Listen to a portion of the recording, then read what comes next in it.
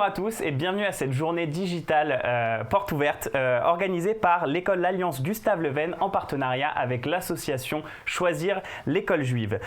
Donc l'établissement est situé dans l'ouest parisien et accueille les enfants de la maternelle jusqu'au CM2. Donc pendant une heure, vous allez découvrir l'établissement grâce aux intervenants qui sont là aujourd'hui. Donc n'hésitez surtout pas à poser toutes vos questions en commentaire sur le live Facebook. On tâchera d'y répondre en direct.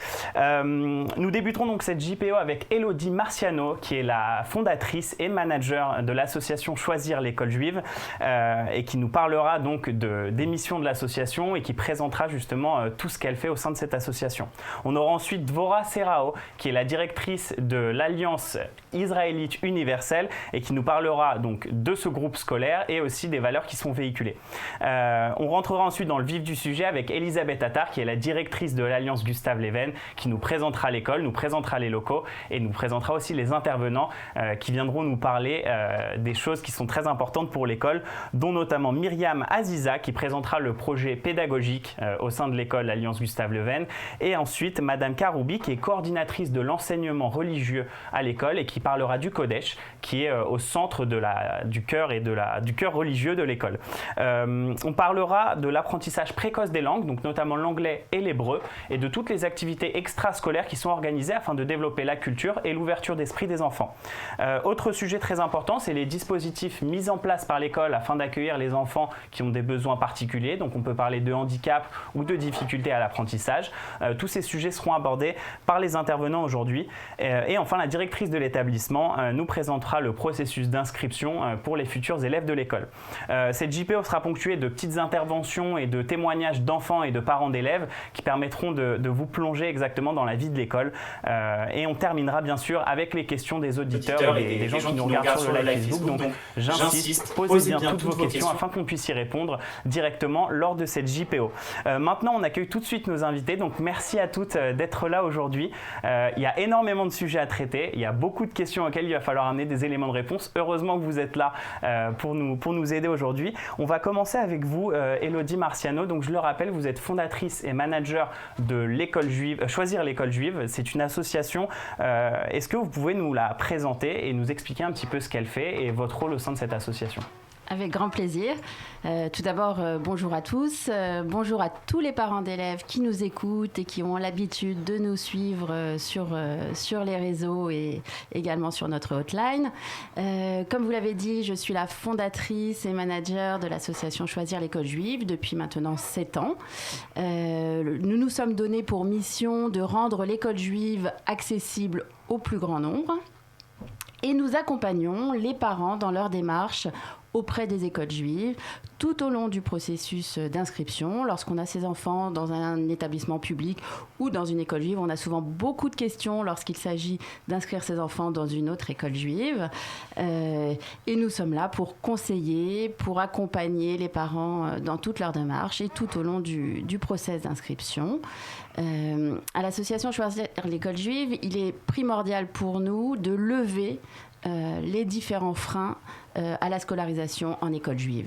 Ils sont nombreux, on ne le cache pas. Et à l'association, donc nous sommes capables aujourd'hui de lever ces freins. Tout d'abord, le frein financier, qui est souvent important et tout à fait légitime d'ailleurs. Donc en octroyant notamment des bourses pour les familles en grande difficulté. Nous sommes également en capacité de lever le frein géographique et le frein psychologique. Et à ce jour, eh bien, nous avons permis à plus de 3000 enfants d'accéder à l'école juive dans des conditions tout à fait exceptionnelles. Des enfants qui sont heureux, épanouis à l'école juive. Et du coup, ça fait combien de temps qu'existe cette association ? Ça fait 7 ans que j'ai créé cette association. Il y avait un vrai besoin. Il y a beaucoup d'hésitation du point de vue des parents vis-à-vis de l'école juive. C'est un milieu qu'on ne connaît pas forcément. Et il était très, très important de pouvoir conseiller les parents au mieux et surtout de trouver ensemble l'école juive qui leur correspond, qui correspond à leur profil, à leur niveau de pratique religieuse et puis surtout au profil de leur enfant. C'est une très bonne chose. Et du coup, vous êtes un petit peu à l'initiative de ce qu'on organise aujourd'hui, donc de cette journée porte ouverte. Pourquoi est-ce que vous avez décidé de créer cette journée aujourd'hui ? Alors, il faut d'abord savoir qu'on est en pleine période d'inscription, hein, et à cette période, la majorité des écoles juives ont l'habitude d'organiser une journée porte ouverte en présentiel, une journée porte ouverte tout à fait traditionnelle, une journée pendant laquelle les parents peuvent venir visiter l'école, discuter avec l'équipe pédagogique et surtout poser toutes leurs questions à l'équipe de direction. Comme vous le savez, nous sommes tous en période de crise sanitaire. Il n'est absolument pas possible d'organiser ce type d'événement à l'heure actuelle. Donc, il nous a paru opportun d'organiser ce type de journée porte ouverte en virtuel, en digital. Nous avons lancé ce concept avec vous de IJPO et nous pensons que c'est une manière plutôt originale pour les parents de découvrir d'une autre manière l'école juive. Et pour nous, il était tout à fait naturel de démarrer ce concept avec l'Alliance israélite universelle, qui est notre partenaire historique. Et puis, nous ouvrons le bal avec l'école Alliance Gustave Le Ven. Nous sommes très heureux de démarrer avec cette école et nous sommes très heureux de pouvoir de permettre aux parents d'élèves de découvrir cette magnifique école et de pouvoir ensuite poser toutes leurs questions de la même manière que si c'était une journée porte ouverte en présentiel. On est en direct live et vous pouvez poser toutes vos questions de la même manière. C'est super bien. En plus, ça permet à un nombre plus large de personnes de pouvoir regarder. Il y aura aussi un replay. Donc, si jamais vous manquez un moment ou quoi que ce soit du live Facebook, vous pourrez le regarder derrière en replay. Donc, merci beaucoup en tout cas, Elodie. Elodie pour tout ça. On va passer maintenant à vous, Dvorah Serrao. Vous êtes donc la directrice de l'Alliance israélite universelle. Est-ce que vous pouvez vous présenter en quelques mots et nous parler de ce groupe scolaire dans lequel est justement l'Alliance Gustave Le Ven. Donc, est-ce que vous pouvez nous parler un petit peu de tout ça, s'il vous plaît ? Bien sûr, merci beaucoup Maxime. Bonsoir, bonjour à tous. Effectivement, l'Alliance israélite universelle, c'est un nom que vous avez tous plus ou moins entendu dans différents contextes, à minima par rapport aux écoles, et au mieux si vous-même ou vos parents ont fréquenté l'une des écoles de l'Alliance, puisque le réseau de l'Alliance vers les années 1950, c'est quand même 50 000 élèves scolarisés dans des écoles juives, dans les communautés juives, tout autour du bassin méditerranéen. Alors, je suis depuis peu la nouvelle directrice générale de l'Alliance. Je viens moi-même de l'enseignement et de l'éducation. J'ai d'abord été enseignante dans des écoles parisiennes et puis j'ai poursuivi une carrière aux États-Unis où j'ai aussi enseigné. Et puis j'ai des chefs d'établissement, directrice d'école en Belgique, à l'école Tarquemoni d'Anvers. Et puis plus récemment, j'ai dirigé un fonds de dotation initié par M. Mark Eisenberg, président aussi de l'Alliance israélite universelle, qui vient assister, en partenariat avec l'État d'Israël, qui vient assister les écoles pour améliorer la qualité de l'enseignement juif, de l'enseignement du judaïsme, de l'enseignement de l'hébreu et de l'enseignement de l'histoire juive. Je vous parle de tout ça parce que ce sont des chantiers que nous avons commencé à explorer, que nous continuons d'explorer avec les chefs d'établissement, avec les directeurs d'école. La pédagogie, la didactique est au cœur de notre action. Alors l'Alliance israélite universelle, ce sont bien sûr des écoles, mais ce sont aussi des départements culturels, avec l'organisation d'activités culturelles, un institut Emmanuel Lévinas pour des actions au niveau universitaire, une bibliothèque, des archives, puisqu'avec la création de l'Alliance en 1860, il y a également la création d'une bibliothèque et d'un fonds d'archives très important, central, le plus grand fonds européen aujourd'hui, central dans l'activité de l'Alliance, et puis évidemment, ce sont des activités de partenariat et de promotion de la francophonie, puisque lorsque les écoles de l'Alliance se développent, et là j'arrive un petit peu au côté historique de l'Alliance, lorsque ces écoles se développent, c'est parce que les Juifs qui fondent, les Israélites comme ils se décrivent, qui fondent l'Alliance, sont d'abord et avant tout des Juifs de France, avec les valeurs françaises. Ils ont bénéficié, ils sont le résultat de l'émancipation des Juifs, donc le résultat de la Révolution française, et ils constatent que dans le monde, des Juifs n'ont pas cette chance. Leurs frères israélites, comme ils les appellent, n'ont pas cette chance. Et donc tout d'abord, l'Alliance va ancrer sa mission dans la défense des droits des Juifs.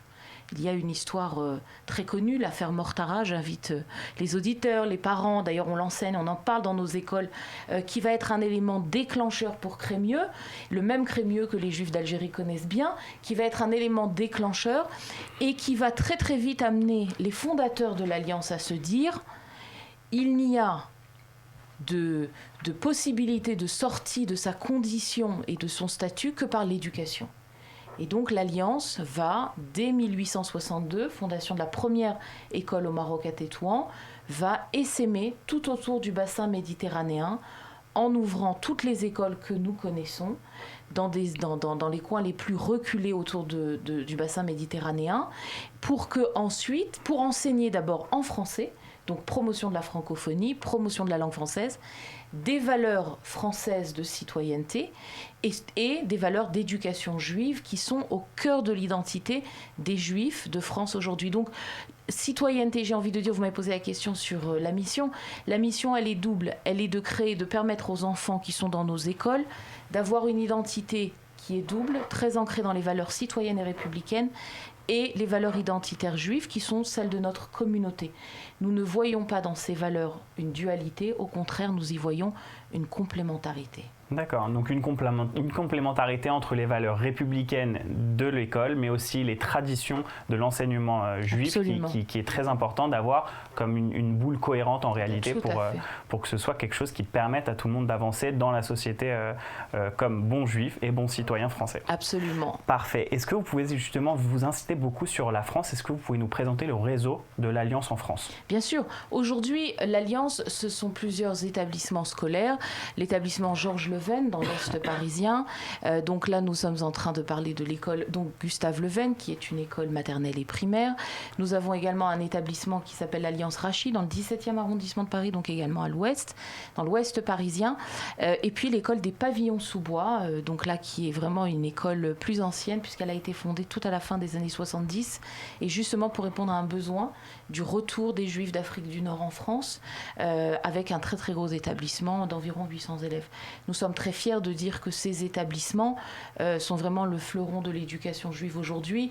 Très bons résultats, excellents résultats, de gros moyens qui sont mis à disposition de ces établissements. Je voudrais aussi mentionner le fait qu'au-delà de ces écoles que nous avons en gestion directe et donc depuis le siège de l'Alliance nous gérons, il y a également des écoles affiliées. Ce sont des écoles qui trouvent dans l'Alliance une réponse à leurs besoins pédagogiques, à leurs besoins didactiques, et puis sur d'autres questions stratégiques qui sont importantes pour elles. Je rappelle également qu'au-delà de la France, il y a également des partenariats avec le réseau des écoles qui existent toujours au Maroc, des écoles au Canada, des écoles aux États-Unis, et tout cela va se traduire dans les projets que vous entendrez tout à l'heure et dont on vous parlera, puisque en tout cas en tant que directrice générale, j'ai vraiment pour ambition de tourner résolument les écoles juives de l'Alliance vers l'Europe et vers le monde. D'accord, donc c'est une très grosse ouverture culturelle et même à l'international, parce qu'on sait qu'aujourd'hui, c'est ce que veulent les parents, vouloir que leurs enfants aillent étudier peut-être aux États-Unis, en Israël, au Canada. Et justement, pour finir là-dessus, quels sont les avantages aujourd'hui, si vous devez parler aux parents, d'inscrire son enfant à l'Alliance plutôt qu'ailleurs ? Très bien. Merci pour cette question. Effectivement, c'est la question. Écoutez, tout d'abord, je vais vous dire, je ne professe pas ce en quoi je ne crois pas. Mes propres enfants sont dans cette école. Mon grand, qui a déjà quitté l'école primaire, y était. Ils sont inscrits là-bas. Ils sont sortis avec un excellent niveau. Donc, j'ai envie de dire que d'abord, inscrire ses enfants à l'école Gustave Leven, de l'Alliance Gustave Leven, c'est d'abord assurer à son enfant un parcours académique d'excellence. Nous répondons à 100% à toutes les exigences de l'éducation nationale, tant au niveau des emplois du temps que des matières, que des programmes, que de la formation des enseignants. Et puis, mettre son enfant à l'Alliance Gustave Leven, c'est lui assurer une éducation juive orientée vers des expériences positives de la tradition, vers un retour vers les textes. Les textes sont étudiés. On ne prend pas de raccourcis lorsqu'on étudie à l'Alliance Gustave Leven. Et bien sûr, c'est aussi bénéficier de structures matérielles, de bâtiments, de classes, de facilités pour faire du sport aux enfants, de la musique, participer à des activités culturelles. Tout cela participe de cette complémentarité dont je parlais tout à l'heure, valeurs, et c'est la garantie non seulement d'une sécurité au niveau académique et études, mais également, j'ai envie de dire, plus physique, et parfois même quand c'est nécessaire, même un accueil et en tout cas la garantie d'un suivi psychologique ou autre quand c'est nécessaire et quand les enfants en ont besoin. Je veux dire que tout est mis en place dans nos structures, dans nos établissements, pour que les enfants soient accueillis au mieux et pour qu'ils puissent développer leur potentiel en quel nous croyons beaucoup. Parfait, merci beaucoup en tout cas pour toutes ces informations de Dvorah, c'était très clair et ça donne envie en tout cas, moi j'ai pas encore d'enfants mais ça donne envie de les mettre dans... Il n'est pas trop tard pour commencer à les inscrire. C'est vrai. On va maintenant passer donc on va rentrer dans le vif du sujet avec vous Elisabeth Attard, je le rappelais, vous êtes la directrice de l'Alliance Gustave Leven, donc dans l'ouest parisien. Est-ce que vous pouvez nous présenter un petit peu l'école? Donc j'ai dit que c'est dans l'ouest, c'est dans le 16e arrondissement il me semble. Est-ce que vous pouvez nous parler un petit peu de l'école?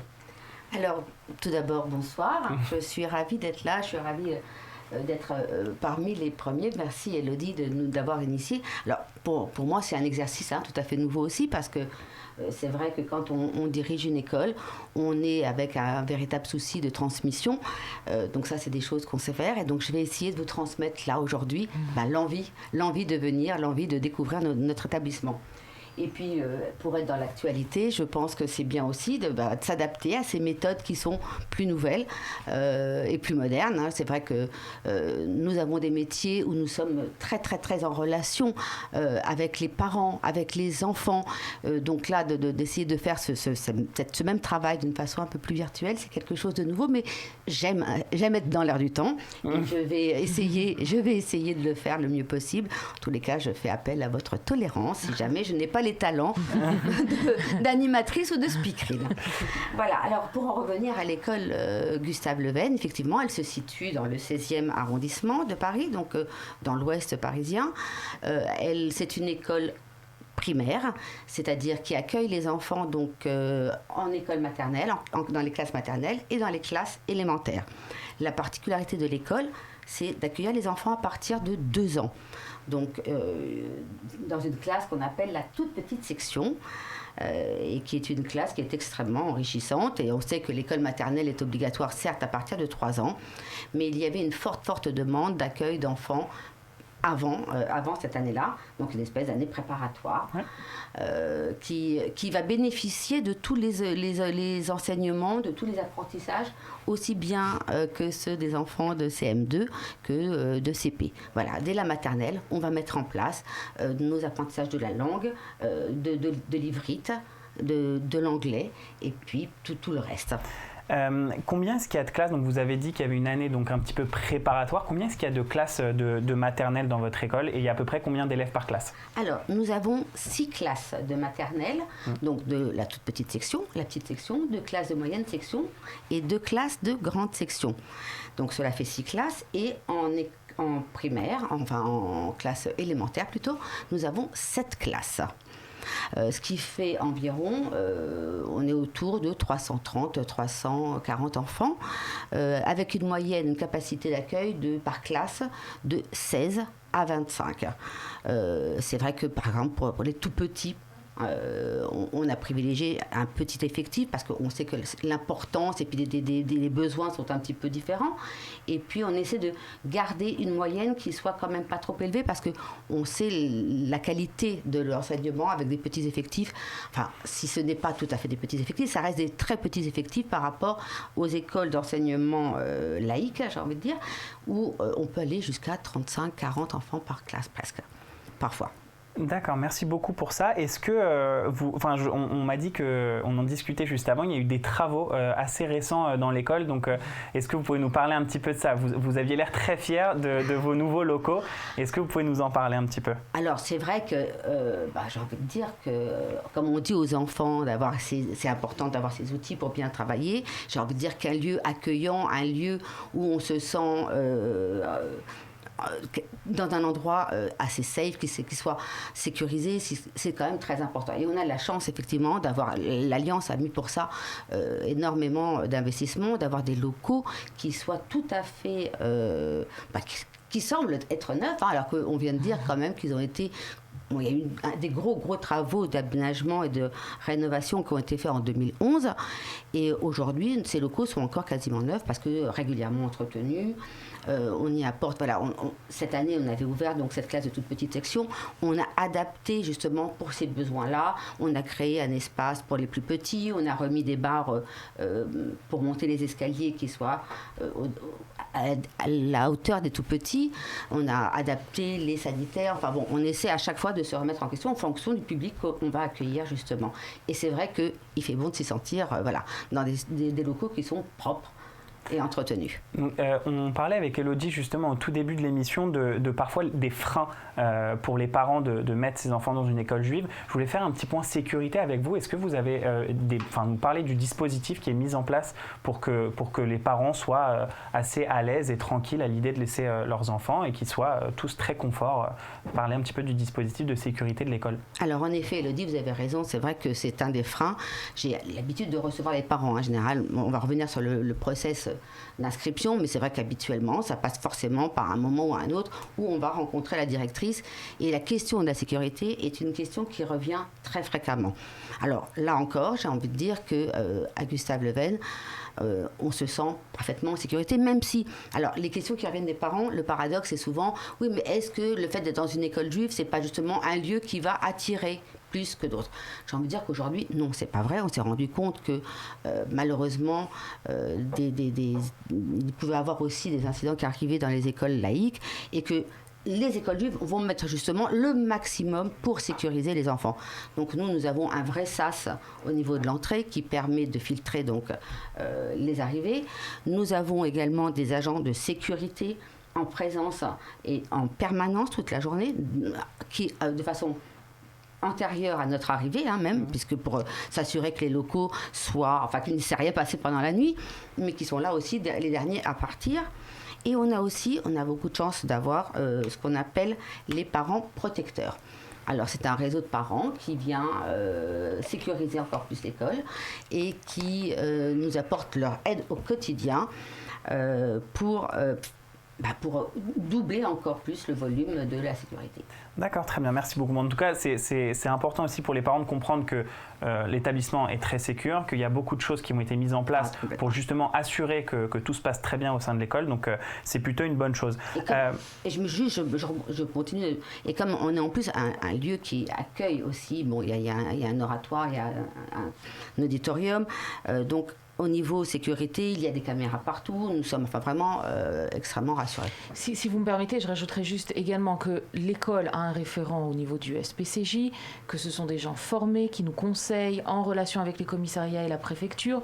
Et puis, je vais peut-être vous dévoiler un petit secret, mais sachez que, en tout cas, les écoles juives commencent à être consultées par les écoles publiques, par les écoles qui sont dans la même rue ou qui sont parfois un peu plus loin, pour justement venir évaluer les dispositifs, apprendre et s'inspirer de ce que nous mettons en place.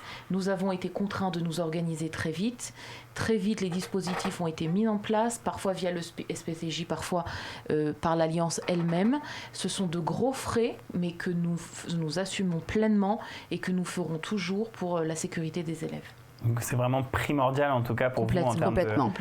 C'est une très bonne chose en tout cas. Je pense que ça rassure aussi beaucoup les parents de savoir que l'organisation et l'établissement mettent tout en œuvre pour que... les parents nous laissent leurs enfants quand même, donc voilà. Ça reste quelque chose...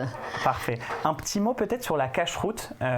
Donc c'est vrai qu'il est important pour les parents de s'assurer que leurs enfants vont manger cachère, qu'ils vont avoir des repas bien équilibrés mais aussi cachère. Est-ce que vous pouvez nous dire un petit mot là-dessus ? Oui, bien sûr. Alors, en effet, on remarque que c'est une des questions aussi qui revient très souvent. Les parents font le choix de l'école juive parce que, à cause de la cantine scolaire, parce que justement par choix de pouvoir manger. Donc, nous avons beaucoup de chance d'avoir là aussi dans nos locaux des cuisines et les repas sont fabriqués sur place. Donc, on est sur complètement la Théouda, c'est le Beddin, évidemment, puisqu'on n'est pas une école consistoriale, mais on va dire que d'un point de vue repas et logistique, c'est celle que nous avons adoptée. Alors, bassaré, comme la plupart des cantines, pour pouvoir... c'est-à-dire que les enfants n'ont pas de repas laitiers, même si, parfois, justement, pour les tout-petits, on fait ça, ou il nous est arrivé de le faire aussi, dans les classes pour ne pas avoir de faire des petites collations lactées. Très bien, merci beaucoup pour ça. On va maintenant regarder une vidéo parce qu'on a beaucoup parlé des rénovations dont vous êtes très fiers. On va regarder maintenant une vidéo des locaux et des classes. On se retrouve tout de suite après. Merci.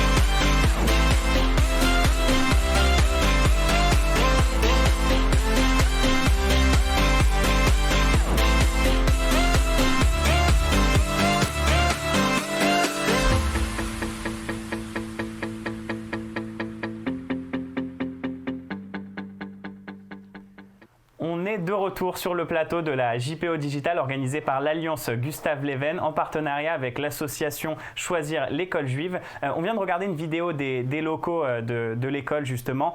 On va maintenant parler du projet pédagogique, mais juste avant ça, n'hésitez surtout pas à réagir sur le live Facebook. Donc posez-nous toutes vos questions en commentaire. On aura une partie réservée pour répondre à vos questions en fin d'émission. On est donc avec Myriam Aziza. Merci beaucoup d'être avec nous, Myriam. Bonsoir. Vous allez nous parler du projet pédagogique de l'école. Est-ce que une question que les parents peuvent se poser, donc oui, c'est une école juive, mais est-ce que cette école est sous contrat avec l'État?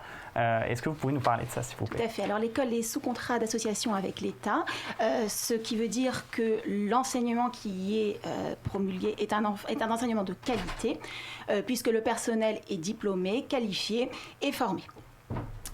Donc, l'ensemble des professeurs d'enseignement général sont des enseignants de droit public qui reçoivent donc une formation initiale et nous avons la chance au sein du réseau de l'Alliance de leur proposer des formations complémentaires tout au long de leur carrière pour les accompagner au mieux dans leur pratique. Donc l'école respecte les programmes de l'éducation nationale, comme l'avait dit Madame Serrao tout à l'heure, tant au niveau du contenu de chaque discipline qu'au niveau des volumes horaires. On y trouve les apprentissages fondamentaux en français, en mathématiques, en éducation morale et civique, et aussi toutes les activités de découverte du monde, de sport, d'ouverture en langue. Il y a aussi un axe primordial aujourd'hui dans l'éducation nationale et que nous mettons en œuvre dans notre école, c'est l'axe du numérique, puisque nous avons la chance d'être équipés en tableaux numériques interactifs dans l'ensemble des classes de l'école.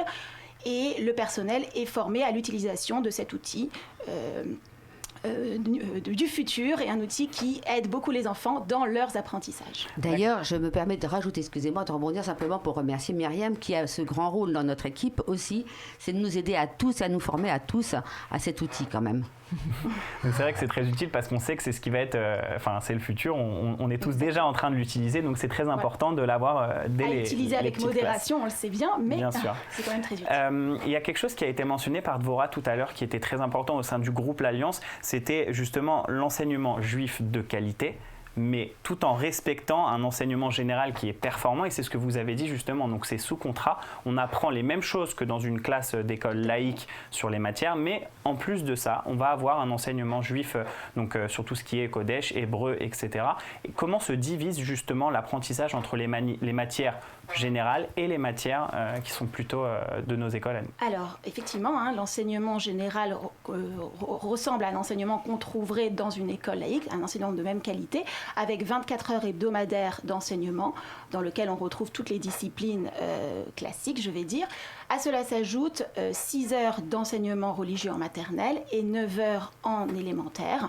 Alors les enfants ont de l'enseignement religieux tous les jours et la vie de l'école est rythmée par la vie juive, avec la prière le matin, la prière au moment du repas, des chants et des activités qui vont rythmer la vie quotidienne de l'école. À cela s'ajoutent des projets en transversalité, et c'est un grand axe sur lequel nous nous efforçons de travailler au quotidien avec l'équipe enseignante afin de mettre en place des projets, notamment autour des fêtes juives, pour développer des activités en transversalité entre l'enseignement juif et l'enseignement général. Par exemple, on vient de sortir de Tou Bishvat et nous avons eu la chance d'aborder dans toutes les classes de l'école un projet autour des plantes, un projet autour de la protection de l'environnement. Et toutes les classes ont pu faire des réalisations tant scientifiques que artistiques pour mettre en place ces projets qui a créé une ambiance festive durant toute la semaine que nous venons de terminer. Ça devait être bien festif en tout cas et je pense que les enfants ont dû faire des projets très, très sympas à l'école. Dvora, une petite question. Donc, vous nous avez vraiment parlé des valeurs que véhiculait l'AIU. Est-ce que vous m'avez parlé de la charte tout à l'heure, la charte. Est-ce que vous pouvez nous parler de ça? Parce que c'est un peu l'engagement que prend l'Alliance envers les parents aussi une fois que leurs enfants sont à l'école. Absolument. Alors d'ailleurs, j'invite tous les parents, toutes les familles qui s'intéressent à cette école et aux écoles de l'Alliance à consulter le site de l'Alliance israélite universelle et à y trouver la charte. La charte scolaire, c'est l'engagement de l'Alliance vis-à-vis des familles qui inscrivent leurs enfants au sein de l'école. Cette charte, elle se décline en plusieurs points, elle s'articule en plusieurs points et puis on y met vraiment ce qu'on appelle la vision de l'établissement. Je vous invite vraiment, et j'invite toutes les familles et tous les parents à poser les questions de manière même très poussée parfois sur ces axes et sur ces articles qui sont au cœur de la mission de l'Alliance. Alors, je ne vais pas tous les citer, vous pouvez les trouver sur le site, mais par exemple, tout à l'heure, Elisabeth, vous avez parlé de la cache-route. La cache-route, il est stipulé clairement dans cette charte scolaire, c'est l'engagement de l'Alliance vis-à-vis des familles, c'est le respect de la loi juive, de la cache-route et du Shabbat. Donc pour tous les parents qui pourraient se demander est-ce que l'Alliance s'inscrit dans une vision traditionnaliste du judaïsme, oui, cela ne nous empêche pas de regarder, d'avoir un regard pluraliste, sur ce qui se fait aujourd'hui dans le monde juif et non juif, mais il y a des axes très importants. J'ai parlé de solidarité, des valeurs citoyennes et républicaines françaises. Myriam a parlé de la conformité avec les programmes de l'enseignement général, l'éveil à la curiosité, l'apprentissage des langues, le lien avec Israël qui est très très fort dans nos écoles. La dimension internationale et puis peut-être pour les parents qui nous suivent et que c'est peut-être important, une gestion financière et administrative rigoureuse. En respect avec la loi française, des écoles qui sont donc gérées, rationalisées, avec des choix qui sont faits intelligemment, non seulement pédagogiquement, mais aussi financièrement, puisque finalement, nous gérons de grosses structures et nous souhaitons que les parents soient rassurés à ce sujet.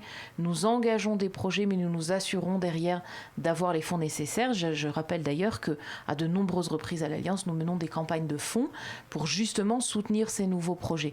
Tous ces éléments-là s'articulent. Je dirais même à tous les parents qui nous regardent, n'hésitez pas à pousser très loin vos questions par rapport à cette charte. N'hésitez pas à vraiment poser les vraies questions, celles qui vraiment vous inquiètent parfois, qui fait que parfois peut-être vous ne dormez pas bien la nuit parce que vous ne savez pas si vous avez bien choisi l'école pour vos enfants. Les chefs d'établissement, les directrices, les adjoints, les coordinateurs qui vous recevront répondront à toutes ces questions. Du coup, j'en profite. Elisabeth, une petite question pour vous. À quelle heure est-ce qu'on termine? Donc là, on sait que c'est l'hiver et que Shabbat tombe très tôt. À quelle heure est-ce que les enfants de l'école terminent le vendredi, par exemple? Alors, nous terminons à 14h. Ça laisse le temps de rentrer à la maison, même parce si on que habite un petit peu loin. certaines écoles adoptent des horaires d'hiver, d'autres des horaires d'été. Nous, en étant à 14h, on garde les mêmes horaires toute l'année. Ça permet quand même de faciliter et d'éviter les erreurs. Et ça laisse le temps, oui, et aux parents de rentrer chez eux, et aussi dans le respect de nos personnels qui sont aussi dans la pratique, forcément, ou pas. Ok, merci. L'Alliance a revendiqué, enfin vous en avez parlé, Dvora, et Myriam, vous aussi, une position d'ouverture sur le monde. c'est quelque chose qui a l'air d'être quand même au cœur de l'enseignement et des valeurs qui sont prônées par l'Alliance. Est-ce que vous pouvez nous parler un petit peu de cette ouverture, Myriam ? Alors oui, effectivement. Alors, c'est l'ADN des écoles de l'Alliance. D'ailleurs, la semaine dernière, nous avions une journée fédératrice de l'ensemble des établissements de l'Alliance, dont l'intitulé était « Judaïsme, citoyenneté et laïcité ». Donc, on est en plein dedans.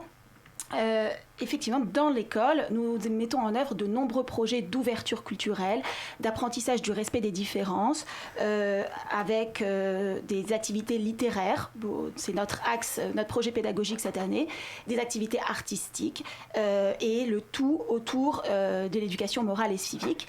Mais je vais laisser tout à l'heure Madame Attard vous les présenter de façon plus détaillée, parce que nous regorgeons d'activités en ce moment, et les enfants s'ouvrent au monde et aux différences. Super, merci beaucoup. Donc juste pour clôturer rapidement cet aspect projet pédagogique, est-ce qu'on peut dire que l'Alliance, c'est l'alliance des valeurs républicaines, citoyennes et aussi des valeurs juives ?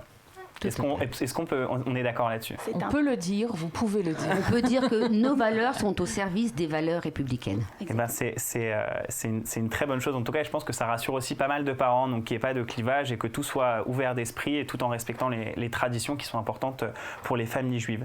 On va maintenant regarder un petit témoignage de 2 enfants. Donc ça va être très rapide, mais c'est très mignon. C'est Noah et sa petite sœur Romy qui sont élèves de petite section maternelle et qui nous envoient un petit mot.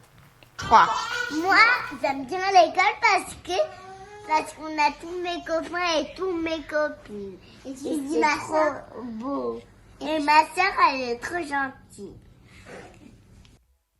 Ben c'est très mignon et ça me manque presque l'école du coup quand je vois ça, parce que moi au travail il se passe pas la même chose. Donc avant de parler de l'enseignement du Kodesh, je rappelle donc à tout le monde de nous poser vos questions sur le live Facebook en commentaire. On tâchera d'y répondre juste à la fin, une fois qu'on aura terminé de traiter tous les sujets qu'on a évoqués dans le sommaire. On est maintenant avec vous Madame Karoubi. Donc est-ce que vous pouvez vous présenter en quelques mots ? Vous êtes donc la coordinatrice de l'enseignement religieux à l'Alliance Gustave Leven. Est-ce que vous pouvez justement nous dire en quoi consiste votre travail ? Bonjour et Shavuot, merci de nous recevoir ici. Comme vous l'avez dit, donc, je suis référente des matières juives, en fait depuis 19 ans à l'école, puisque j'ai commencé d'abord à l'école Gabriel et à Gustave Leven ensuite. Je suis aussi en charge de l'enseignement de 2 classes, puisque donc, j'ai une double casquette. Je suis aussi enseignante, notamment un CM1, CM2 et un CM2. En fait, ma mission, comme vous dites, consiste à mettre en place le programme de Kodesh de toutes les classes, de la toute petite section au CM2, à accompagner les enseignants dans la mise en place de ces programmes, donc avec des progressions, à proposer des formations pour l'équipe pédagogique donc, de Kodesh, parce qu'il faut continuellement se former. Et on a eu la chance, ces 2-3 dernières années, de travailler avec une association qui a été dirigée aussi par Madame Serrao, la Morim, avec laquelle nous continuons à travailler et qui nous propose des formations exceptionnelles dans tous les domaines. Donc, je mets ça aussi en place pour que les professeurs continuent à découvrir des nouveaux outils pédagogiques. Ma mission consiste aussi à m'occuper des activités inhérentes aux fêtes qui jalonnent, Dieu merci, notre calendrier. Il y en a beaucoup, des ateliers, des spectacles avant les fêtes de Tishri par exemple, l'allumage à Hanouka, le Seder de Tou Bishvat, puisque comme Myriam en a parlé, on a organisé un très beau Seder de Tou Bishvat pour toutes les classes de l'école, et ainsi de suite, pour Rim, etc. Voilà, donc pour cette première partie. Et pour les parents qui seraient peut-être un petit peu moins au fait, est-ce que vous pouvez nous expliquer exactement ce que c'est le Kodesh ? Est-ce que le Kodesh, c'est l'hébreu parlé et écrit ? Est-ce que vous pouvez donner un petit peu d'infos pour les gens qui ne sont pas forcément au courant ? Alors, l'hébreu, c'est la langue. Je pense que Myriam va en parler un peu plus tard. Ça fait partie des langues enseignées avec l'anglais. Le Kodesh, c'est vraiment ce qu'on va appeler l'enseignement religieux. Et bien évidemment, comme vous pouvez vous en douter, cet enseignement, il tient une place importante, puisque, à mon sens, il est certainement la raison essentielle de l'école juive. L'enseignement porte sur les matières essentielles, comme la lecture et l'écriture, dans les petites classes, le chumash, le dikdouk, donc la grammaire inhérente à cet enseignement de la Torah, les dinim, lois inhérentes aux fêtes, mais aussi celles sur le Shabbat ou les bénédictions et avant la consommation d'aliments, la péricope de la semaine, l'histoire juive, ce que nous appelons Yediat Kladit, c'est-à-dire connaissance générale, comme l'historique des fêtes, l'année au milieu de Rosh Chodesh, les jeunes du calendrier, etc. Et Déborah, oui, Déborah, juste un petit mot parce que je voudrais réagir par rapport à... Vous avez un petit peu induite Madame Karoubi en lui parlant de l'enseignement du Kodesh. C'est vrai que c'est peut-être un terme que tous les parents ne connaissent pas. Je voudrais juste dire qu'à l'Alliance, on parle beaucoup d'enseignement juif et d'enseignement général. Oui. Parce que parler de l'enseignement du Kodesh, c'est quand même s'inscrire dans une différence fondamentale et une sorte de séparation entre l'enseignement général et l'enseignement juif. Or, que ce soit Noémie, Elisabeth ou Myriam travaillent beaucoup à cette question de la transversalité, c'est-à-dire le fait que les apprentissages sont là aussi complémentaires. Et donc, c'est vrai qu'à l'Alliance, on parle beaucoup d'enseignement juif plutôt que d'enseignement Kodesh et Chol, qui peuvent en plus de ça paraître des termes un peu barbares, mais nous invitons les parents qui souhaitent s'intéresser à l'enseignement de l'hébreu à poser ces mêmes questions aux directrices au moment de l'inscription. D'ailleurs, vous avez remarqué que je parle également, je parle toujours de petites sections, de grandes sections, non pas de ganin, ou comme on pourrait trouver. Voilà, on a c'est une dénomination qui reste assez commune et générale. Mais ce n'est pas un gros mot, hein. Je veux juste dire que c'est voilà, je veux surtout pas qu'on se dise que c'est juste que je pense que ça peut être aussi, ça peut avoir du sens pour les parents qui nous suivent de savoir qu'à l'Alliance on parle de l'enseignement juif et de l'enseignement général. Alors, du coup, une question là-dessus. L'enseignement juif, ça constitue combien d'heures par semaine? Et peut-être une deuxième petite question qui va avec, c'est comment est-ce que ça évolue en fonction de l'âge? J'imagine que dans les petites sections, c'est pas nécessairement la même chose que quand on est en CM1 ou CM2. Est-ce que vous pouvez nous expliquer un petit peu comment ça fonctionne? Alors, Myriam l'a déjà dit tout à l'heure, nous avons un volume horaire de 6 heures en maternelle. Depuis cette année, on en avait 5 l'année dernière. On est passé à 6 heures cette année et de 9 heures en élémentaire. En maternelle, selon les âges, de toute façon, il y a une programmation, d'accord, qui comprend la péricope de la semaine en maternelle, l'apprentissage des bénédictions, l'historique, loi des fêtes, l'apprentissage des lettres de l'alphabet, les voyelles, la combinatoire pour arriver à la lecture des mots en fin de grande section, donc avant le CP, et le point d'orgue de la semaine est la Kabbalat Shabbat avec un papa et une maman donc, qui organisent chaque fin de semaine, chaque vendredi avant Shabbat. Donc il y a la Kabbalat Shabbat qui est organisée. On rappelle les grands points de la péricope de la semaine et où les enfants repartent avec un travail manuel. Donc ça, c'est pour la maternelle. Ensuite, en élémentaire, en classe de CP, depuis quelques années, nous avons adhéré au programme Italam qui conjugue l'enseignement de la lecture à l'apprentissage de l'ivrite. C'est une méthode digitale très attractive. Les enseignants travaillent essentiellement sur un tableau numérique. Les enfants ont un code d'accès Internet pour faire leur travail à la maison. Donc ils travaillent. Donc c'est vraiment une méthode très très attractive et les professeurs sont formés par une équipe qui vient d'Israël qui les met vraiment au niveau chaque année parce que chaque classe a un programme bien particulier. Donc chaque professeur est formés pour une classe bien spéciale. Ensuite, dans les autres classes, la discipline principale, c'est le Chumash, donc l'étude des textes. L'enfant est mis en contexte avec les textes fondateurs. Madame Serrao en a parlé tout à l'heure, effectivement. On les met vraiment dans le texte. Ils rentrent dans le texte. Ils sont mis en contact avec les défis et dilemmes rencontrés par les patriarches. L'entrée dans le texte, le questionnement ont une place essentielle dans cette discipline à l'école. Ce n'est pas de la lecture et de la traduction du mot à mot. Les enfants réfléchissent, essayent de voir de qui on parle, qui sont, qu'est-ce que ça m'apprend, comment aurais-je réagi, moi, à la place de telle ou telle personne. On les arme au travers des textes fondateurs. Nous avons introduit il y a quelques années l'enseignement de la Mishnah, la loi orale pour les classes de CM, de cours moyen. Cela permet à l'enfant de découvrir bien sûr la loi orale puisque le Chumash c'est la loi écrite. Ça lui permet de conjuguer les deux, de se confronter à des opinions différentes, de connaître les sages qui ont jalonné cette partie de notre histoire. Et cela lui permet aussi d'aborder le collège avec plus de sérénité puisque c'est une discipline qui est beaucoup travaillée au collège. Souvent les enfants arrivaient en 6e et étaient complètement un peu perdus au niveau de cette discipline. Voilà. Donc le but aussi, c'est d'avoir un niveau commun à tous les élèves une fois qu'on arrive au CM2. Mais là-dessus, j'ai une petite question qui peut se poser à tout le monde ici.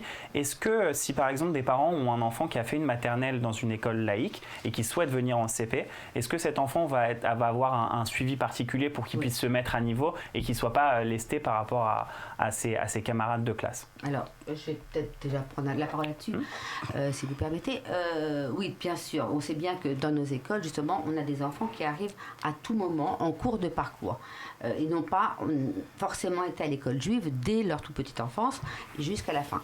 Donc, mais j'ai envie de dire que c'est aussi une spécificité qui est propre à l'école.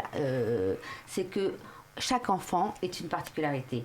Donc, même au sein d'une même classe, même si on a fait 3 ans d'enseignement religieux, on va voir des différences de niveau.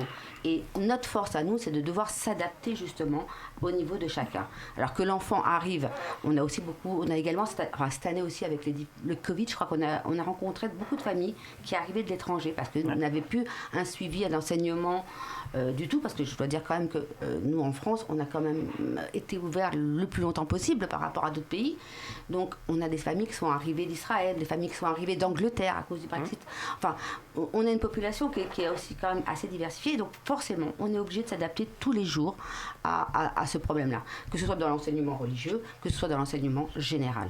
D'accord, donc il y a des choses qui sont mises en place pour que les élèves aient un niveau commun une fois qu'ils arrivent en fin de parcours. Il y a des heures de soutien. Voilà. Parfois, on va là justement un enfant qui arrive d'Israël, qui a déjà la maîtrise de l'hébreu, on va trouver peut-être plus décent de devoir le sortir des cours d'ivrit pour qu'il puisse s'adapter à apprendre, à se mettre à niveau pour le français. D'accord. Inversement, voilà.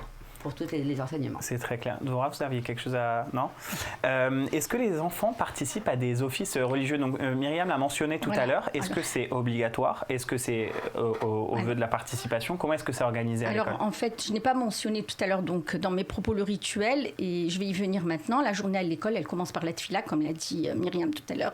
Là encore, il y a une progression par classe. Donc, chaque classe a un temps de tfila et des passages de texte qu'ils apprennent. Le port de la kippa est obligatoire à l'école. Les enfants font Netilat Yadayim et les bénédictions et après le repas. Donc, en fait, la journée est une journée juive. En ce qui concerne les offices religieux, donc la tfila, bien sûr, est obligatoire. On est une école primaire, on n'est pas une école secondaire, mais on est une école primaire. Donc, la tfila fait partie des apprentissages. Maintenant, en ce qui concerne les offices religieux, il nous a semblé important, il y a quelques années, de rassembler les parents, les enfants et les fidèles de l'ENIO autour d'un office commun.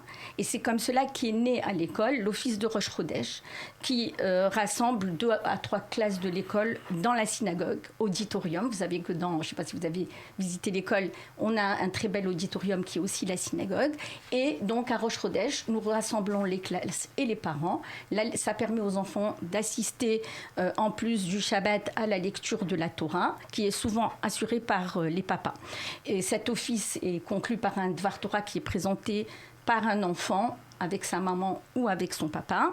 Et ensuite, tout le monde se réunit autour d'un petit déjeuner. Bon, actuellement, nous avons été obligés de faire le Rosh Chodesh sans les parents. On s'est adapté comme on sait s'adapter.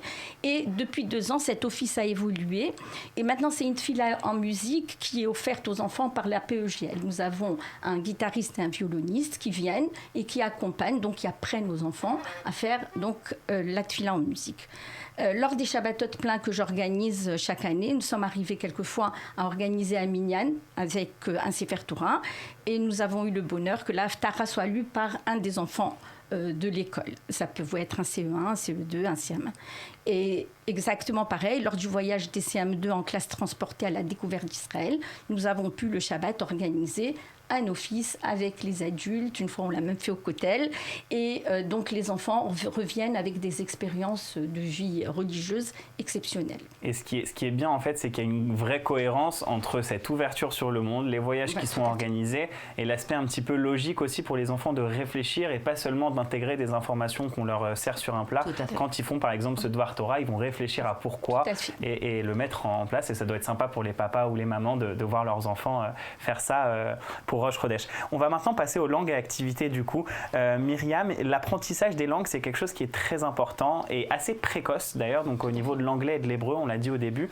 Est-ce que, en quelle classe déjà on commence l'apprentissage? Donc on sait qu'il y a dès l'âge de 2 ans, il y a des classes. Est-ce que c'est à ce moment-là qu'on commence les langues? Exactement, on commence. Nous, notre volonté au sein de l'école, c'est d'uniformiser l'ensemble des activités, des apprentissages qui sont proposés aux enfants. Or, bien entendu, de manière progressive, vous vous en doutez. On ne travaille pas exactement ni au niveau des volumes horaires, ni au niveau des contenus d'apprentissage, de la même façon en maternelle ou en élémentaire, surtout en fin d'élémentaire. Alors, on a 2 professeurs spécialisés qui sont dédiés à l'enseignement des langues, un en anglais et un en hébreu. Ce sont des professeurs diplômés et qui interviennent dans toutes les classes à raison de 1h30 en élémentaire par semaine et 1 heure en maternelle par semaine sur des plages de demi-groupes. Puisque l'objectif est de privilégier les échanges verbaux. On travaille surtout l'oral en primaire c'est progressif, effectivement.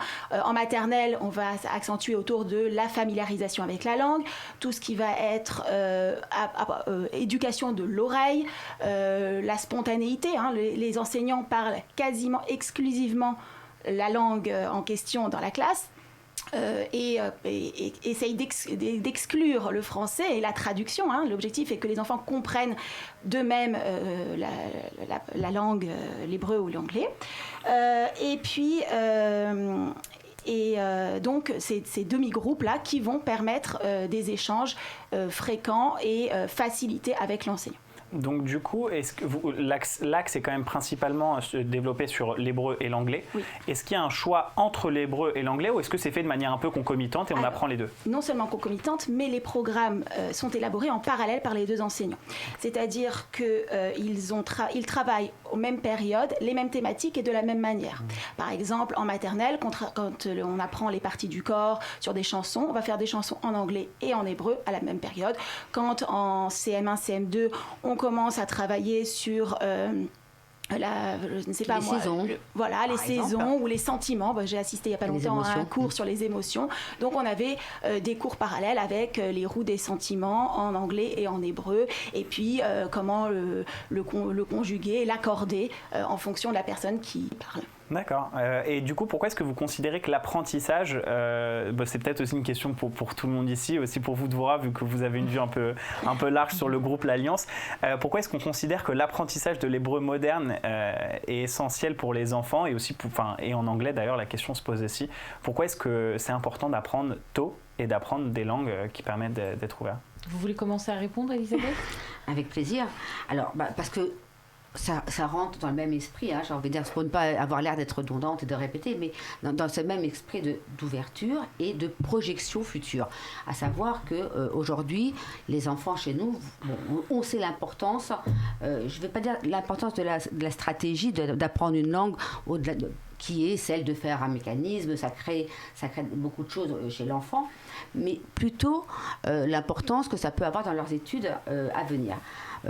On est quand même aussi appelé, pour certaines familles, de nombreuses familles, on peut se revendiquer quand même comme sioniste et avoir envie d'aller en Israël, même si c'est pas notre objectif est aussi de faire des petits-enfants, des petits citoyens juifs français, mais avec cette perspective justement d'aller à l'étranger. Aujourd'hui, c'est tout à fait le tronc commun. Donc l'apprentissage de la langue, l'anglais parce que c'est la langue universelle, et puis l'hybride parce qu'il nous semblait que ça donnait du sens aussi à l'enseignement religieux, à l'enseignement du Kodesh, de faire cet enseignement religieux, d'en faire aussi un apprentissage de la langue. Pour la compréhension des textes, puisqu'on travaille justement sur les textes, donc on en revient, vous voyez, tout ça ça forme un tout. Et c'est ce qui fait la transversalité, c'est ce qui fait le pont entre tous nos apprentissages. Et ce qui donne les armes aussi aux élèves, aux enfants, pour pouvoir avoir le choix derrière de faire ce qu'ils ont envie de faire. Tout à fait. Très bien. Madame Serrao, vous voulez rajouter quelque chose, je crois? Non, juste de dire que c'est donner le bagage le plus lourd possible en sortant de l'école. Dieu sait combien les enfants, les jeunes en ont besoin pour affronter quelque université que ce soit dans le monde pour pouvoir s'y intégrer, pour pouvoir réussir et à son tour faire rayonner les petites graines qu'on aura plantées. Mais sans aucune prétention aussi, j'ai envie de dire. Il faut rester très honnête. L'idée n'est pas non plus d'en faire des enfants qui vont être bilingues ou trilingues. C'est ça. Non, mais de leur donner les armes Voilà, pour on pouvoir leur donne continuer. tout à fait. On leur donne les outils pour être des bons ouvriers. Et puisqu'on parle de bagage, il y a une autre partie du bagage qui est assez importante. Donc là, on a parlé des langues, c'est la culture et l'ouverture d'esprit. On sait que c'est quelque chose qui est très important au sein de votre établissement. Donc, on a parlé de l'enseignement religieux, on a parlé de l'enseignement des langues. Il y a pas mal de choses qui sont faites autour des arts et de la musique. Est-ce que vous pouvez nous en parler ? Oui, bien sûr, je peux en parler parce que c'est quelque chose qui me tient à cœur. Je crois qu'on ne peut pas parler d'enseignement sans parler de toute cette pratique, puisque nous, notre volonté, c'est de mettre les enfants au cœur de leurs apprentissages. Et la meilleure façon d'y arriver, c'est effectivement de leur donner d'autres possibilités d'apprendre que d'apprendre dans les livres le français, les mathématiques et puis l'enseignement religieux. Nous, encore une fois, ce mot revient, ce n'est pas simplement un mot à la mode, mais parler d'apprentissage transversaux, c'est faire en sorte que, alors justement, c'est une pédagogie de projet, j'ai envie de dire, comme on fait en maternelle régulièrement, quand on a envie de travailler autour d'un thème. Alors ce thème-là, là justement, on a travaillé autour dernièrement, Madame Azia parlait de Tu B'Shvat que nous avons fêté la semaine dernière, mais Tu B'Shvat a été l'occasion de développer avec le KKL que nous avons eu comme intervenante à l'école, l'aspect écologique, l'aspect protection de la terre et d'initier les enfants et de les sensibiliser à ça. Donc c'est les sciences, c'est ce qu'on va dire le volet scientifique de ce projet.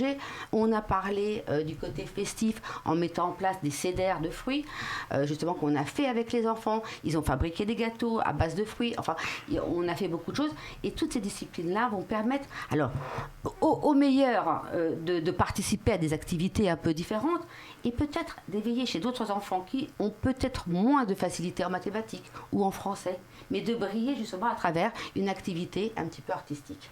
Et vous n'avez pas parlé de la philharmonie en maternelle. Alors et... voilà, oui, tout à fait. Alors, il est vrai que ce projet nous étant très à cœur, on se retrouve dans une période un petit peu compliquée où nous ne pouvons pas conduire nos élèves dans les musées, dans les salles de théâtre, et pourtant, on voudrait quand même leur en faire bénéficier au maximum. Donc, nous avons eu, effectivement, il y a une quinzaine de jours, le philharmonique qui est venu à l'école, qui a travaillé autour du carnaval des animaux avec les classes de grande section et de cours préparatoires. Donc c'est une découverte des instruments. Alors ça nous permet de découvrir des lieux sans même y aller. C'est les musées qui viennent à nous. On a également travaillé sur un projet très important, puisque pour en revenir à la citoyenneté, à la laïcité, nous avons inscrit tous les enfants de l'école. Et quand je dis tous, c'est vrai que Myriam disait que nous avons comme choix de faire profiter tous les enfants, à partir de 2 ans jusqu'à 10 ans, à peu près, à toutes les activités. Donc, nous les avons tous inscrits à un concours littéraire, le concours de... Janusz Korczak. Pardon, merci. Janusz Korczak, qui a donc mis à l'honneur les droits de l'enfant. Et pour cela, nous avons eu un intervenant qui est venu aussi présenter ces ouvrages aux enfants. Et ça a été un moment très très fort la semaine dernière. Donc si je résume, il y a quand même beaucoup de choses qui sont organisées pour justement avoir un accès sur la culture pour les enfants. Donc il y a ce projet littéraire et de la musique, notamment donc découverte des instruments. Du coup, ça nous fait une transition toute faite vers le lancement de la vidéo. C'était un exemple en musique, donc d'un conte musical et d'un atelier chant-guitare. On se rejoint juste après. On va accrocher son pantalon avec ses bretelles, vous voyez? Joseph avait une belle robe.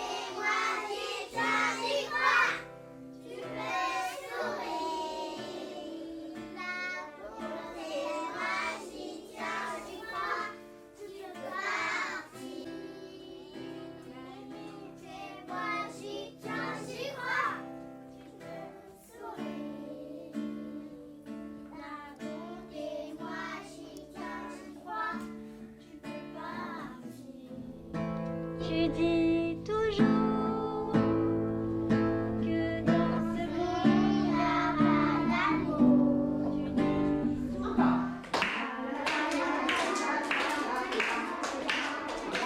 Vous savez que quand il y a un problème, il y a aussi une solution. On est de retour donc dans cette journée porte ouverte digitale organisée par l'Alliance Gustave Leven en partenariat avec l'association Choisir l'école juive. On vient de voir justement que les enfants peuvent apprendre les langues très tôt, avoir une ouverture culturelle qui est très importante. On va maintenant parler un petit peu de vie scolaire et notamment de l'accueil des enfants qui ont des besoins particuliers, donc qui peuvent être en situation de handicap ou qui ont des problèmes des difficultés à l'apprentissage, des enfants différents. Quels sont les dispositifs mis en place pour accueillir ces enfants aujourd'hui dans votre établissement ? Alors, j'ai envie de dire que l'école, déjà, par ses locaux, encore pour en revenir aux locaux, a la capacité d'offrir aux enfants le meilleur accueil et complètement aux normes. À savoir, nous avons des ascenseurs dans l'établissement, nous avons des accès réservés en cas d'incendie ou d'intrusion. Enfin bon, vraiment, on a un bâtiment qui nous permet d'accueillir des enfants qui présenteraient un handicap. Mais au-delà de cette capacité, de cette possibilité, ce qui est important, c'est de mettre en place un environnement qui soit propice aux apprentissages, surtout, c'est quelque chose, et en défendant principalement l'inclusion de ces enfants-là au sein de nos classes. On n'a pas de classe spécialisée. Je partage plutôt l'envie, et avec mes collègues ici, l'envie d'avoir des enfants qui puissent bénéficier d'une scolarité comme les autres. Voilà, ce ne sont pas... Bon, c'est vrai qu'on parle d'enfants qui présentent un handicap. Moi, je préfère dire que ce sont des enfants un peu différents. Et comme on disait tout à l'heure, l'ouverture, c'est aussi ça. C'est aussi accepter que chacun présente des différences. Et c'est extrêmement enrichissant. Alors, pour cela, on a la possibilité d'accueillir dans l'établissement ce qu'on appelle des auxiliaires de vie scolaire pour certains enfants qui ont besoin d'un accueil particulier. Je travaille aussi avec le rectorat et l'enseignante référente pour mettre en place des protocoles pour des enfants qui présenteraient vraiment des difficultés.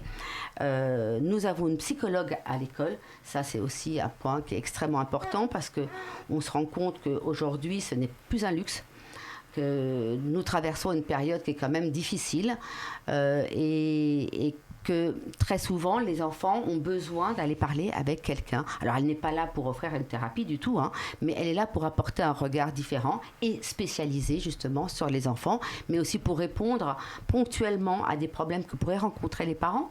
Donc, ils ont moyen de rentrer en contact avec la psychologue par le passage, évidemment, par la direction, évidemment. Mais, et pour nous aussi, pour nous les enseignants, on a aussi parfois besoin d'avoir ce regard-là un petit peu différent, parce que nous sommes parfois focalisés sur certaines difficultés et on ne voit pas le cœur du problème. Donc du coup, tout est mis en place vraiment, tout est mis en œuvre vraiment à l'école pour que tous les enfants soient accueillis. Oui. Et c'est vraiment donc du coup pas un frein pour les parents. Donc il faut vraiment qu'ils aient en tête que toutes les infrastructures sont aux normes, peuvent accueillir tous les enfants et qu'il y a un suivi psychologique derrière qui permet aussi aux enfants d'être accompagnés dans leur scolarité. Oui. On a beaucoup parlé de l'investissement des parents aussi. On a parlé de Roche-Rodèche tout à l'heure où les parents venaient faire l'office. Est-ce qu'il y a une association donc, de parents d'élèves ainsi qu'un comité médical. Donc, est-ce que vous pouvez nous parler de cette association de parents d'élèves ? Oui, je voudrais en parler parce que vraiment, nous avons beaucoup de chance dans cet établissement. Parce que j'ai déjà... vous avez pu remarquer que je ne suis pas tout à fait nouvelle dans le métier, mais j'ai rencontré beaucoup d'écoles. Et là, nous avons la chance d'avoir vraiment une équipe de parents, une association de parents extrêmement active, extrêmement volontaire, extrêmement dévouée à l'école et qui veut absolument participer, avec laquelle nous pouvons travailler en étroite collaboration. C'est en effet grâce à cette association, par exemple, de parents d'élèves, que vous avez pu voir justement, Madame Karoui parlait tout à l'heure, de Roche-Rodèche en musique. Ceci a été initié par une des mamans, justement, de cette association. Et nous avons comme ça beaucoup d'activités qui se mettent en place. Donc, puisqu'il y a de nouveaux parents qui nous regardent forcément et qui veulent peut-être qui vont pour la première fois inscrire leurs enfants à l'Alliance, est-ce que tous les parents peuvent rejoindre cette association ? Oui, bien sûr. Et c'est même, enfin j'ai envie de dire, devraient s'inscrire à cette association. On les invite bien cordialement et fortement à le faire. À le faire, voilà. Tout à fait. Au contraire. Ça devrait être pratiquement dans les frais d'inscription. Et j'ai envie de dire, même dans un processus d'inscription, à demander à rencontrer des parents de cette APE pour parler de l'école, pour poser des questions de parent à parent. L'APE d'ailleurs, lorsqu'on reçoit une nouvelle famille à l'école, l'APE est chargée de faire en sorte que cette nouvelle famille soit à l'aise dans l'établissement, qu'elle explique un peu les rouages. Vous savez, on porte un tablier à l'école et puis il faut savoir quand le commander, où le commander. Voilà, toutes ces choses, tous ces aspects de l'école qui ne sont pas uniquement, j'ai envie de dire, formels, liés à une inscription sur du papier ou digitalisé, mais qui sont plutôt de l'ordre de la communauté de l'école, de l'aspect plus chaleureux de l'école. L'APE, il faut savoir, et nous leur en sommes très reconnaissants, sont extrêmement actifs dans cet établissement. Donc du coup, ce qui est bien, c'est qu'on inclut les parents de sorte à ce que les nouveaux parents et les nouveaux élèves aient une vraie vie, un petit peu de communauté au sein de l'école. Une communauté scolaire. Voilà. Communauté scolaire. On va tout de suite... À cela s'ajoute, je me permettrai juste de revenir, parce que vous aviez parlé d'une autre équipe de parents. Absolument. Parce que tout à l'heure, nous avons soulevé les parents protecteurs, qui sont des parents volontaires. Tout ça, il ne faut pas oublier que tous ces parents-là qui interagissent avec l'école sont des volontaires. Donc on avait les parents protecteurs, nous avons les parents de l'association, et puis l'un n'empêche pas l'autre. On peut être membre de l'association de parents d'élèves et être parent protecteur. C'est joint à nous aussi un comité médical fait de parents médecins de l'école. Et cela a été très important, vous pouvez imaginer, en cette période de crise. Donc ce comité a été créé justement au moment de la grande annonce du 13 mars de l'année dernière. Ce qui montre vraiment qu'il y a, encore une fois, je le répète, cette communauté scolaire et que c'est assez agréable à vivre pour les élèves et aussi pour les parents. Et c'est très rassurant de savoir que justement, on peut poser la question. Là aussi encore, on a des parents qui sont extrêmement dévoués et on peut à n'importe quelle heure du jour et de la nuit, j'ai envie de dire, il nous est arrivé de se demander, est-ce que tel enfant, je peux l'accepter? Dans quel cas, je dois lui faire un test, etc., etc. Et ils sont très disponibles. Eh bien, s'ils sont disponibles, les parents, on a un petit message de 3 parents d'élèves, justement, qui nous a été envoyé. On retourne en plateau juste après ce message. Bonjour, je m'appelle Eve Piorovic et je suis présidente de l'association des parents d'élèves de l'école Gustave Le Ven. Gustave Le Ven, c'est une école qu'on aime, chaleureuse, tournée vers la cité, vers le monde extérieur. Et notre association travaille depuis toujours, main dans la main, cœur à cœur, avec les équipes de l'école. Ensemble, on a pu monter des projets d'envergure, des fêtes de Hanouka, des fêtes de Pourim. On a financé des voyages, des ouvrages, mis en place des ateliers périscolaires, des stages pendant les vacances scolaires, artistiques, sportifs et tout un tas d'autres choses. On a plein de projets pour la suite et on serait ravis de vous accueillir dans notre équipe. Voilà, depuis 3 ans, on porte un projet qui nous tient particulièrement à cœur, le Rosh Chodesh en musique. Chaque début de mois, les enfants sont accompagnés dans leur tefila par des musiciens de qualité et ensemble, ils chantent dans les couloirs, à l'auditorium, dans les classes. Voilà, on vous attend. Bonjour, je m'appelle Laetitia Siro, je fais partie de la PEJL, je suis une membre active depuis quelques années. Et voilà, j'ai décidé de m'impliquer dans la vie de l'école. On a la chance d'avoir une école qui est très familiale et donc on a un lien très proche entre les enseignants, la direction et les enfants. Donc c'est une réelle chance. Eva Marciano, maman de 3 enfants dans l'école, en classe de CM1, CE1 et grande section maternelle. J'ai décidé de rejoindre l'APE parce qu'à mes yeux, c'était une équipe de mamans exceptionnelles, dévouées et prêtes à donner de leur temps pour faire le lien entre la direction et les parents et ainsi apporter un maximum de confort à nos enfants durant leur parcours scolaire et au travers de tous leurs projets, beaucoup de paillettes dans leurs yeux également. On est de retour sur cette JPO digitale organisée par l'Alliance Gustave Le Ven en partenariat avec l'association Choisir l'école juive. Donc on vient de voir le témoignage de 3 parents d'élèves donc, qui montrent justement cet aspect de communauté scolaire sur lequel on a insisté juste avant. On a pas mal parlé de la crise sanitaire dans laquelle on se trouve et comment est-ce que justement ça évolue en termes d'infrastructure, de sécurité et tout l'aspect sanitaire. Dvorah, est-ce que vous pouvez nous faire un petit point justement sur le groupe L'Alliance? Comment est-ce qu'on gère la crise sanitaire au sein de vos établissements? Oui, Oui, c'est vrai que c'est une bonne question. La crise sanitaire a été gérée de différentes manières dans les écoles juives. L'Alliance, présidée par Marc Eisenberg, a donc tout de suite fait le choix de suivre à la lettre tous les protocoles sanitaires et toutes les décisions gouvernementales. Lorsque certaines écoles, à juste titre sûrement, ont décidé de ne pas réouvrir au mois de mai, lorsque l'éducation nationale avait appelé au directeur d'école à s'organiser pour accueillir les enfants, le président de l'Alliance a reçu sur un Zoom, forcément, Gamzoom Letova, chez nous, a reçu donc sur Zoom plus de 500 parents d'élèves de toutes les écoles confondues pour répondre à leurs questions, les rassurer, parce que ça a été aussi un rôle très important à jouer, qui a été de rassurer. Et puis nous avons fait le choix de faire revenir les enfants à l'école, dans les écoles primaires au mois de mai. Et tout cela, évidemment, dans le strict respect des protocoles, des lois et des régulations et réglementations. Alors évidemment, le gel hydroalcoolique est fourni dans les établissements. Évidemment, quand il a fallu prendre la température des enfants, nous l'avons prise. Aujourd'hui, nous avons été contraints de réfléchir à la question de tester à quelle fréquence les enfants et le personnel. Et puis, tout doucement, nous nous acheminons vers une solution avec plus de plexiglas pour plus de sécurité. En tout cas, ce sont des choses que nous organisons dès qu'elles nous sont recommandées. Je redis encore une fois, vraiment l'absolue confiance que nous avons envers le comité médical qui suit chacun des établissements, en particulier Gustave Leven, pour chacune de ces décisions que nous ne prenons pas à la légère. D'accord. Et donc, grâce à Dieu, j'ai envie de dire que nous avons quand même assez bien échappé à une diffusion du virus dans l'école. À aucun moment l'école n'a dû fermer à cause de plusieurs cas positifs.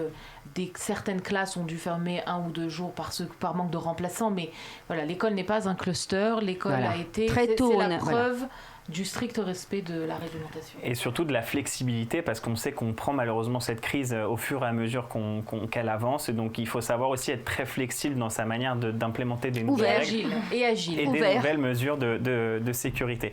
On va passer maintenant au processus d'inscription, parce qu'on a parlé beaucoup de l'école, mais maintenant comment est-ce qu'on s'inscrit à l'Alliance Gustave Leven? Alors écoutez, j'ai envie de dire assez simplement, comme dans toutes les écoles, effectivement, on est dans la période d'ouverture et d'inscription.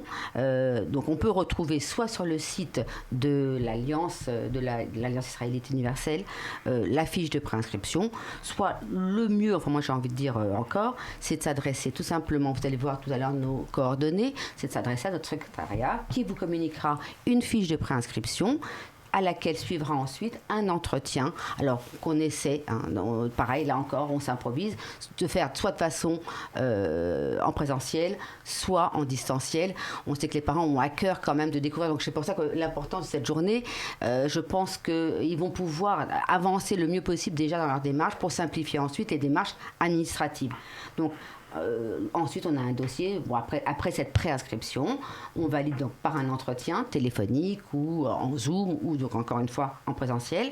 Il y a un dossier à remplir avec un engagement financier, un engagement à cette adhésion aussi de la charte pour y revenir, qui est très important. Et c'est voilà, tout simplement. On a beaucoup parlé de freins tout à l'heure avec Elodie quand on parlait justement du rôle de l'association. Est-ce qu'il existe des systèmes de bourse? Parce qu'on sait que l'aspect financier, c'est quand même important pour beaucoup de familles. Est-ce qu'il existe un système de fonds de bourse à l'Alliance?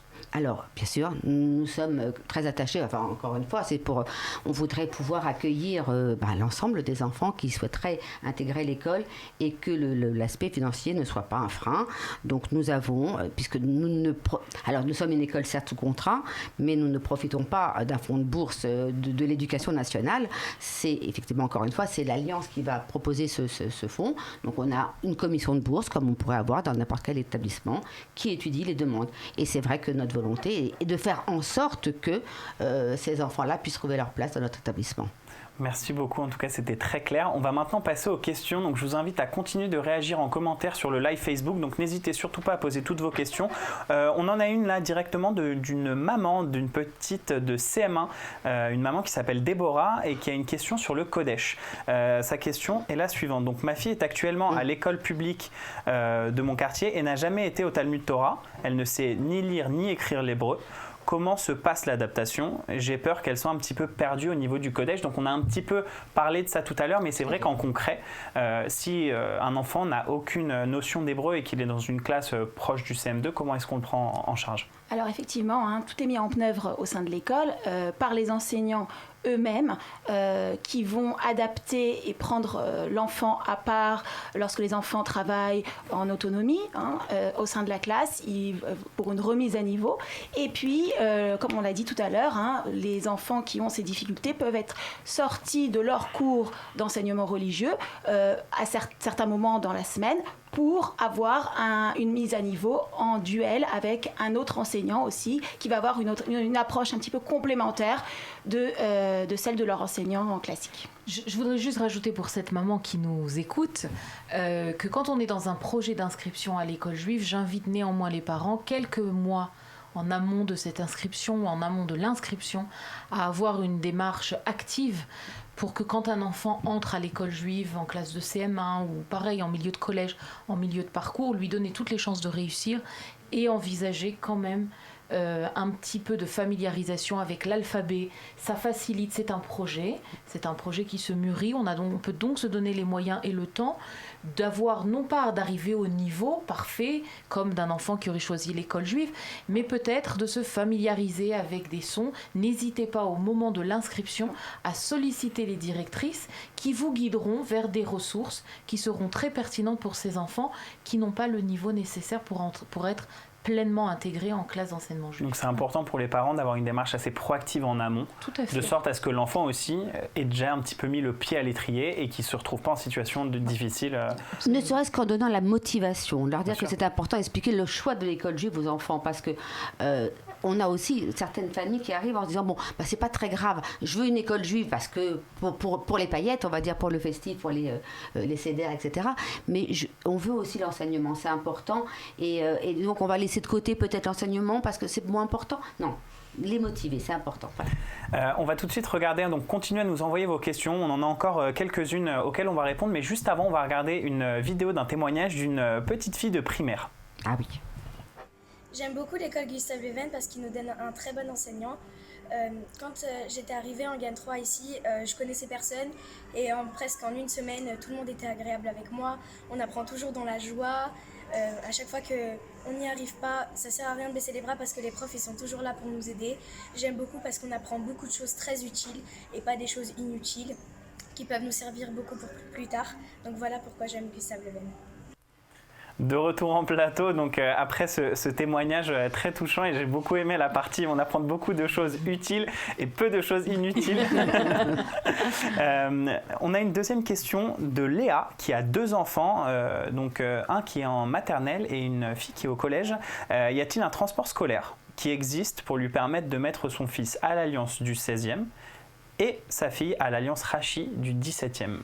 C'est vrai que logistique le matin, c'est pas très très facile à organiser, le soir non plus. Est-ce qu'il existe justement une solution pour cette maman? Alors il existe une possibilité de navette qui peut partir effectivement de Gustave Le Ven et se diriger vers Alliance Rachi dans le 17e. C'est à la demande, donc c'est quelque chose à signaler effectivement lors de la préinscription pour que nous puissions mettre en place cette navette quotidienne matin et soir. J'imagine qu'il y a plusieurs personnes concernées, donc c'est forcément quelque chose qu'il faut mentionner. Exactement. De sorte à ce que ce soit plus simple aussi pour vous à organiser. Oui, d'autant qu'on l'organise selon la demande et que d'une année à l'autre, en fonction, il y a eu des années où on ne l'a pas fait, mais voilà, si ça devient nécessaire, on le fera.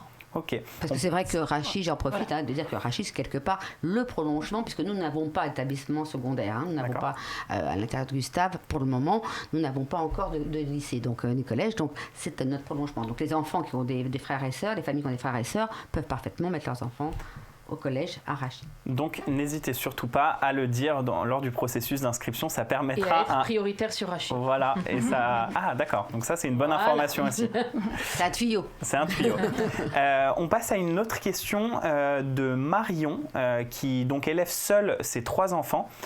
Au niveau du tarif, est-ce qu'elle aura le droit peut-être à une réduction? Donc en gros, est-ce qu'il y a des économies d'échelle plus on a d'enfants et aussi au regard des situations de chaque famille, est-ce qu'il existe justement des tarifications peut-être particulières. Oui, bien sûr, nous avons des tarifs dégressifs en fonction du nombre d'enfants dans les fratries, bien entendu, et au-delà même de l'école, par rapport justement quand on est dans le groupe ou dans l'école juive en général, il y a des réductions pour quand on a plusieurs enfants, parce qu'on peut avoir un enfant en crèche aussi, et non pas pour l'accueillir, mais ça fait bénéficier aussi de cet avantage-là.